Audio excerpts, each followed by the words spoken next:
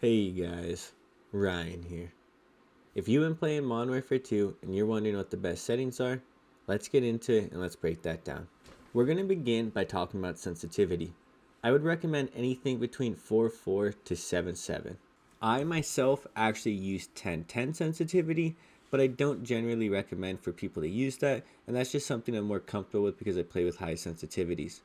So after you find the right sensitivity for you, I'd really recommend to then hit R1 or RB on your controller, and this is going to take you to the advanced tab, and there's two super important settings you need to change here. The first is going to be your aim response curve type. I would recommend using either linear or dynamic. You can use standard if that's what you prefer, but this essentially changes the way that aiming feels for you, and as I said, I'd recommend linear or dynamic. The other setting you really need to change is going to be your dead zone settings. So you're going to come down to the setting, you're going to hit square or X, I believe would be on an Xbox controller, and then you're going to change it to the lowest dead zone you can on your right stick. Anything between 0.01 and 0.05 is optimal, but if you're experiencing stick drift, you need to bump it up. The next setting I want to talk about is going to be the ADS sensitivity multiplier. For me, I personally keep this at 1.0, but if you're experiencing that your sensitivity is just too high in close range gunfights, maybe lower it a little bit. On the flip side, if you feel like you can't track people while you're aimed down sight, maybe consider upping it to a little higher of a number. A lot of this stuff is going to be personal preference, and that's why I'm going to talk about how to set up a bot game and how to actually test these different settings. So the next setting I'm going to talk about is whether you want to have automatic tactical sprint on or not. For me, I've been using it so far and I've had mixed feelings about it. I do think it's going to be really nice for Warzone, but I'm not sure if it's best for the average player. I personally enjoy using auto tac sprint, but I would be a little iffy on using it if you're an average player who doesn't jump shot a lot. If you don't jump shot a lot, I wouldn't use it because it ruins your hip fire capability a lot of the times up close. It adds more sprint to fire time, and I'm not sure if it's the best setting to use for the average player. On the flip side, I think the best alternative is if you once again go to the advanced section, you go all the way down to the tactical sprint behavior. I would set it to sprint from running. I think if you just hit the sprint button once from running, that means it's going to activate tactical sprint. This is the setting I use in Warzone 1 currently, and this is my preferred setting. I haven't used it yet in Modern Warfare 2, but I would consider using this if you're not going to use automatic tac sprint. As for pretty much all of the other settings, you can leave them as is, and if you do need to change them, it's just because of personal preference. None of the other things to talk about in the settings menu are really that important. Now keep in mind, 3 to 4 months from now, there might be some crazy movement technique that requires you to change something in the settings, so do keep that in mind. What I want to show you now is how to set up a bot game, how to use that bot game, and how to once again play the bot game with the knowledge of all the settings I told you to change. You're going to want to go to a custom game. You want to select Team Deathmatch. You're going to go into the settings once it loads. Once you start it up, it takes for some reason about 10 to 20 seconds to load. So the map I'd recommend is Farm 18. Then you're going to go to friendly bots, make sure it's on 0.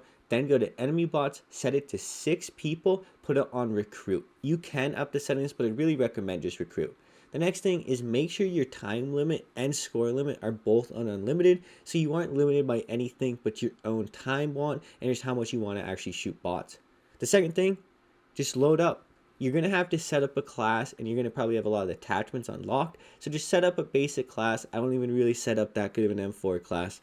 And then you just start the game. The main things and the main settings you want to focus on are the first 3 I mentioned. So the first one I mentioned was your sensitivity. I recommend anything between 4.4 and 7.7, but you really have to kind of dial it in yourself. The second thing is your aim response curve. You find that in the advanced section, so once you go there, make sure to just try linear or dynamic. They may feel off at first, but if you shoot 50 bots at them, I think you'll understand why I think they're a little better. They give you more fine aiming control, and that's what I really enjoy about it. And then the third sensitivity related setting I'd really want to change and test out in a private match is going to be your ADS sensitivity multiplier. So as I said, I use 1.0 ADS sensitivity multiplier with 10.10 sensitivity. I have no issues controlling my gun at close ranges. I have a lot of fine aiming control, but that's because I have a lot of practice. I'm better at aiming than most people on a joystick, so this benefits me tremendously. If you're not like that, you might have to lower it, you might have to raise it up if you can't track people, but that's the whole point of these private matches against bots.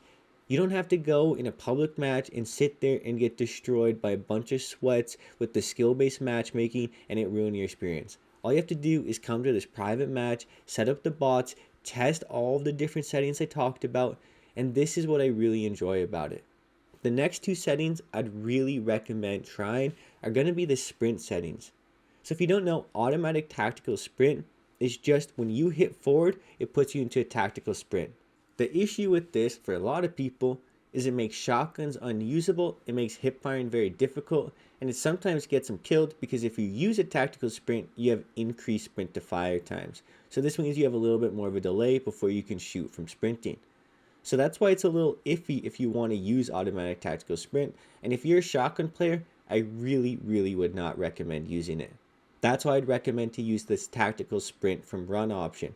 If you're just running, so at all moving forward, that's not a walk or crouch, and you hit the sprint button, that's going to put you in a tactical sprint. You don't have to double tap it. You don't have to worry about that. I think that's the most and easily the best option and what I'd highly recommend. Overall, guys, I'm going to start wrapping this video up. I hope you guys have enjoyed Modern Warfare 2. I actually have been enjoying it way more than I thought I would. I hope this settings video kind of helps you dial in your sensitivity. And the last thing I just want to say, it's been Ryan. Hope you have a good day. Peace.